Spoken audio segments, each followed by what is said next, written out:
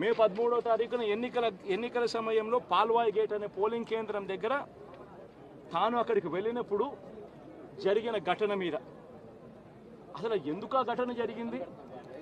ఎవడన్నా కొద్దో గొప్ప కనీసం ఆలోచన చేసేవాళ్ళు ఎవరైనా ఆలోచన చేయాలి కదా.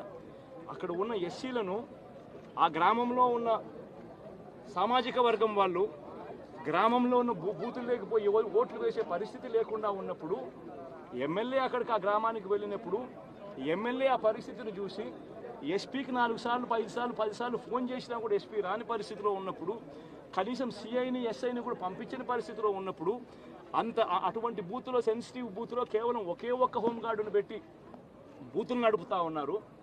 అటువంటి పరిస్థితిలో అన్యాయం జరుగుతూ ఉందని చెప్పడం కోసం, అన్యాయం జరుగుతూ ఉన్న వాళ్ళ పక్షాన్ని నిలబడడం కోసం ఎమ్మెల్యే లోపలికి పోయి ఈవీఎంను పగలగొట్టే కార్యక్రమం జరిగింది. ఎందుకు ఈవీఎంలో నిజంగానే ఎమ్మెల్యేనే రిగ్గింగ్ చేసుకుంటా ఉంటే ఎమ్మెల్యేకి అక్కడ నిజంగానే ఎమ్మెల్యే పరిస్థితి అంత బాగుండింటే ఎందుకు ఎమ్మెల్యే ఈవీఎం పక్కన కొడతాడు?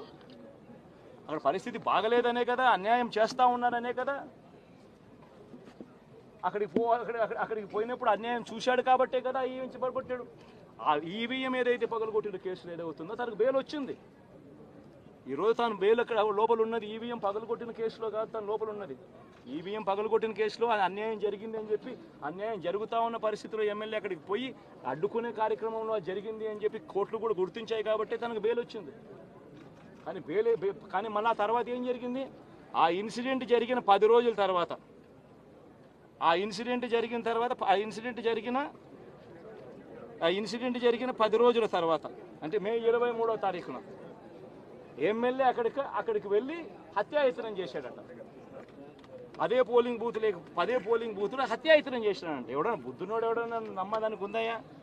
ఎవడన్నా ఎమ్మెల్యే అనేవాడు అక్కడికి పోయినప్పుడు వాళ్ళు చేస్తూ ఉన్న రిగ్గింగు, ఎమ్మెల్యే దానికి అడ్డుకునే కార్యక్రమం చేస్తూ ఉంటే ఎమ్మెల్యే అక్కడికి పోయి ఎమ్మెల్యే హత్యాయత్నం చేస్తాడా? చెప్పడానికైనా హద్దు పొద్దు ఉండాలి కదా. 10 రోజుల తర్వాత ఎమ్మెల్యే హత్యాయత్నం చేశాడని చెప్పి కేసు పెడతారు 10 రోజుల తర్వాత.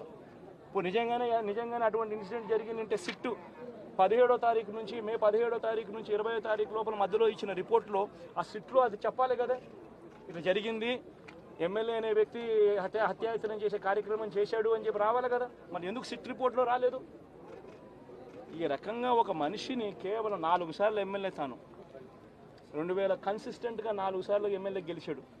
2009లో గెలిచాడు, 2011లో గెలిచాడు, 2014లో గెలిచాడు, 2019లో గెలిచాడు.